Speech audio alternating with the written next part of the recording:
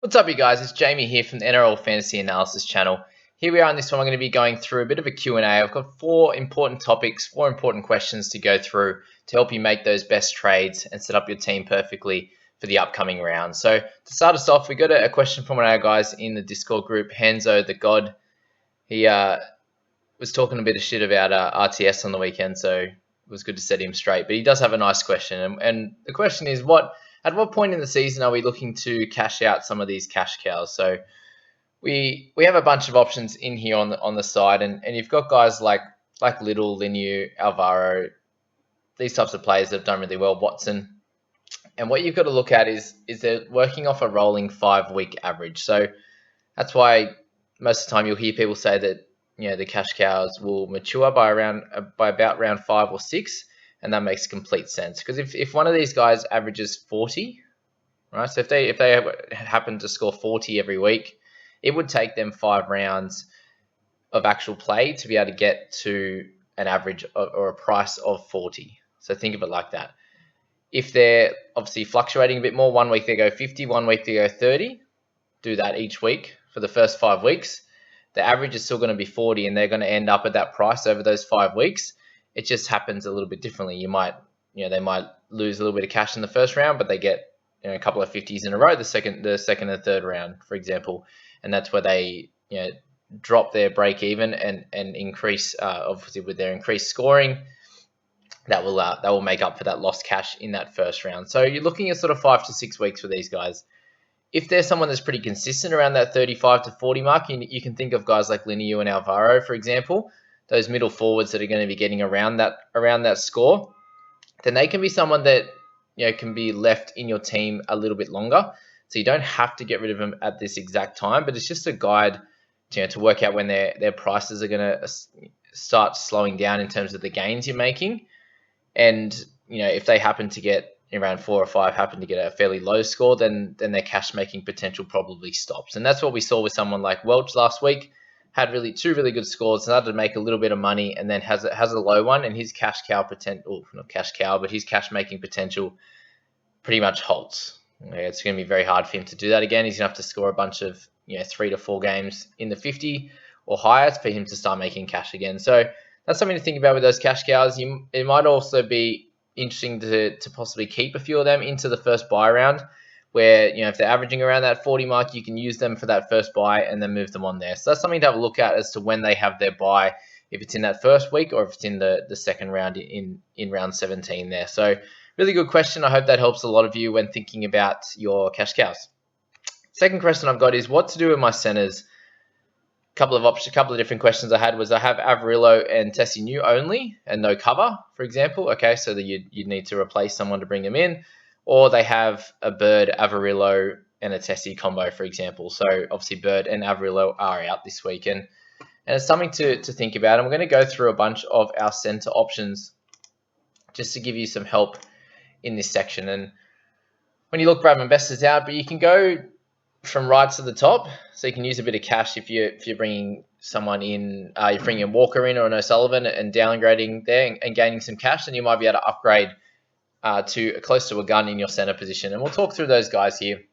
You got Zach Lomax, for example, who was clearly the out-and-out gun center last year, and I think he will be again. The Dragons won't be that great overall. They might have some decent games here and there like they have to start, but this happened last year as well, and Lomax was able to play really well. If Dragons happen to have a fairly good season, then Lomax is going to go even better than he did last year. He's got the extra goals, just does a bit of everything. The only thing with Lomax is if he's not scoring too many tries, he is someone that's extremely talented and does, but he doesn't make big meters. He's someone that is about between 80 and 120 on a regular basis. But our top line gun there's talks of Manu playing in the 6th role this week, and I'm not sure how that's going to change his scoring, but he's definitely someone who's going to be a gun over the year. He's not going to be playing Origin as he's a Kiwi, for example, and he's someone that you could slot in really easily at 560k. And next couple options, Tyrone Peachy. A lot of people are really keen on him this week, and I can understand why. He has the dual position mid and center, so you can use him across the both, but you're most likely going to use him in the centers. He's someone that's just got the starting job at number 13 for the Titans, and this is going to be really helpful for him going forward. He's someone that's going to be a little bit more consistent compared to some of these other centers who might get a 20 or so and then get a 60 or 70 when they score a couple of tries. Whereas Peachy, his base is going to be somewhere in the mid 30s if he doesn't do anything, if he doesn't have the tackle breaks or line breaks and stuff like that. But then he could have some scores around the 50 odd to 60 is like what you saw on the weekend. Only thing to be concerned about is his minutes, as he only got 43 on the weekend, but somewhere between 43 and 50 minutes will be about where he's at. And I think he's going to be a decent option for your side. Dane Gagai, also someone who's done really well. I picked him in the preseason to become a keeper. I just didn't want to spend any cash on my centers at that stage. But him at 48.7 at this point of the season, what you've noticed with the Rabbitohs is they're going left a lot, and Campbell Graham on the right is being missed out in terms of getting a lot of early ball and being able to do a lot with it. So Gagai's been the one to do well. As the Rabbitohs are going to have a great season, he's someone that was going to score really well and has the dual position centre and wing fullback. So he's going to be a pretty solid and safe option as well for the rest of the year. Our next two are going to be Rapana and Kotrick. And really interesting to see Rapana come back after a bunch of years of not scoring too well / playing overseas. He's come back with a vengeance and had these last two games scoring really well without getting a try. The first game scored a double and got 50 points. But since then has done a bit of everything, running the ball a lot, getting a lot of tackle breaks and doing well. Rapana, out of all these guys, is going to be your least safe option because there's every chance he goes back to around a 30 to 35 point scorer. But he can also keep this up around that 50 points, 45 to 50 points mark and be a center, be a keeper in sort of your center especially, but then your wing fullback as a possible cover option as well. So he's someone at 5'10", which I know a lot of people have about that money to use. That could be a decent option.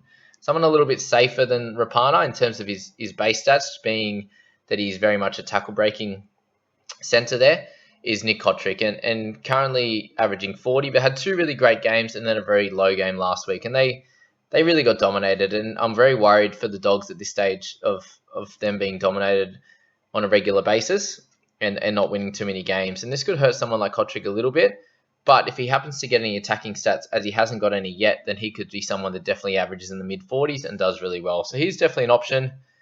Campbell Graham, I'd like to see him step up and get a few attacking stats at this stage, as they're going left a lot. During the back end of last season, he was someone who got a lot of ball and did really well and turned out to be a keeper in the centers. But if he drops down a little bit lower into like a 450 mark, I think he's a prime candidate to bring in as a keeper in your centers. Just had a little bit of a slow start.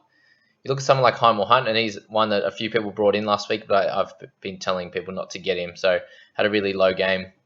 Kelly's going to be an option in a couple of weeks. He's on the reserves spot this week.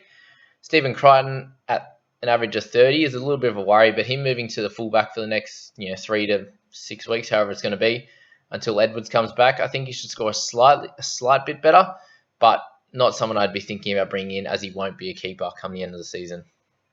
Herbie Farnworth, someone that had a really good game, but two very quiet games at the start. They've got a really tough schedule coming up. Melbourne to start this week, and then I think they've got Roosters and someone else. So 3 hard games there. So I doubt he's going to be scoring amazingly well there. So probably not an option. Hopewade hasn't done too much. Opacek's a decent option, as well as Momirovski. I think Mom has slightly higher upside, but he is 70k more expensive in a Panthers side. But is he going to keep his spot with Naden? I think you kind of missed the boat with him. You wanted to bring him in under 400k. Opacek hasn't done anything crazy yet, just some really good base stats to average 35. I think could be an option if you think the Eels schedule being pretty nice over the next bunch of weeks. He can get some attacking stats. He could be a decent option. Roberts I wouldn't be bringing in. Hamiso I wouldn't be bringing in. Dylan Walker's probably got a week or two left. Remus Smith, not a great option at this stage. Fusatua needs to go. Ben Hampton is someone who's centre and wing fullback be getting a start in the halfback position. He might have a random good game or two, but there's a reason he's priced this low. When he gets a chance, he doesn't do that well. So they're kind of all your center options, guys. And yeah, it's just working out whether you're going to go up to a gun or bring in one of those sort of mid-tier guys around the Opacek, Momirovski kind of style. But yeah, that's my thoughts on that one there. I hope that really helps you guys. And if you're enjoying this, guys, please hit like on this one. Hit that notification bell so you can see when these videos come out very often. And if you're new to this, please hit subscribe. I really appreciate it. Our number 3 question, what averages are you looking for in each position for a keeper? So pretty simple with this one. Our best position is usually going to be hooker. This year there's been a few more tries from some of the edges and stuff, which has been cool. But your hooker position, you're looking at keepers. You're looking at bringing in 1 to 2 of these guys, and you're looking at 60 plus in points. So your Cooks, your Brayleys. Well, let's see if Brayley's going to keep that up. But these types of guys, Mane should average about 60. Harry Grant will be over 60. Cook will be over 60. Coruscant when he gets back. McCulloch will be 60 plus. So there's a bunch of guys there. You want to get at least 60 points. In your mid position, last year we were looking at guys around that 60 mark as well. And then your edge position was going to be around that 55 mark. So Fafita might eclipse that this year. We're not sure. He might be that 60-point guy along with Harris and Crichton. So they're kind of only 60-point players.